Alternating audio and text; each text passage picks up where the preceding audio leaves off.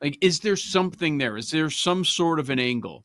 Because obviously Duke is the even money favorite to win the title, and then Flagg is right there. There's not much of a gap. Flagg is plus 180 for the Final Four most outstanding player. And then you get to Clayton, now the second favorite, Broom the third favorite at plus 850, Cryer at 11-1. So I guess the conversation is, are these worth a bet as opposed to a future on any team? Like, are any of these Yes. so locked in? Yeah. Well, let's go back to the team that won a national title in 06, Florida, Joakim Noah. From that year forward, I'm looking at the list. Joakim Noah, Corey Brewer, Mario Chalmers, Wayne Ellington, Kyle Singler, Kemba Walker, Anthony Davis, Luke Hancock, Shabazz Napier, Tyus Jones, Archie Diacono, Joel Berry, DiVincenzo, Kyle Guy, Jared Butler, Oche Abaji, Sonogo, and Newton for UConn. It's always the guy on the winning team last 20 years. So that said, we had discussed a little bit yesterday about the Auburn number, and it's still at BetMGM the best price you can find, 5.25. So if I like Auburn in a vacuum, should I bet the Tigers to win the title at 525 or bet Janai Broom at 850 to win MOP? It's probably the same conversation, right? It's got to be. Yep. It 100% is. There is no scenario where Auburn wins the title and he's not the best player on the court. And this is a guy that was favored to be the player of the year throughout the season. Do you remember how far his number was getting compared to Flagg? Now, at the end of the season, I think it became a little bit laughable. Most people that have votes are like, yeah, it's Flagg and it's a no-doubter. He was the number one story all year. But for the majority of the college basketball regular season, Broom was the favorite to win that award, even though he's probably not going to.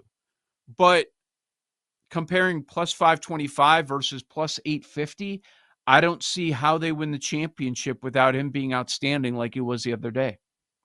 And we're not trying to be hyperbolic. It's just the reality. The best player on Auburn is Janai Broom, and it's hard to envision them winning a title without him being at his best. So it's all math.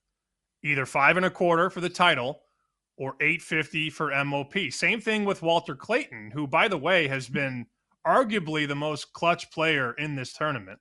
Think about his second half against Florida, or against UConn, excuse me. He plays for Florida, of course. So the second half against UConn and the final 10 minutes against Texas Tech. Now, this is the MOP of the Final Four. Understand that. But who's been more clutch than him? And when we look at Walter Clayton's price to win MOP of the Final Four, plus 380, MGM has Florida 275 to win the title. So if you're looking at jumping into the pool now on either Florida or Auburn, why wouldn't you just consider their best player at a better price? And even Houston 4.25 to win the title at MGM. Yet LJ Cryer is 11-1 to win MOP. It's all math, buddy. It's all math. And you're right that it is the award for the Final Four. But let's not fool ourselves into thinking that is the only thing that is looked at.